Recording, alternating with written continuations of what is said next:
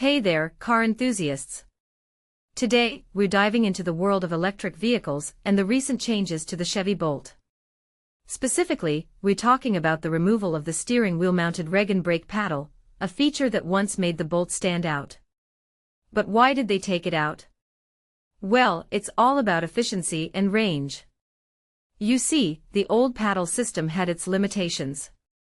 It was kind of a novelty, and it didn't offer progressive controls, meaning drivers couldn't adjust the amount of Regen braking they wanted.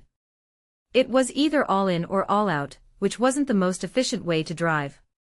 Now, the Bolt's new system is all about better energy harvesting and greater range.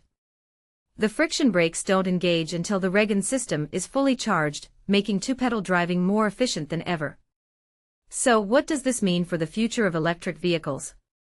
Well, it raises a deeper question. Is efficiency always the enemy of playful innovation?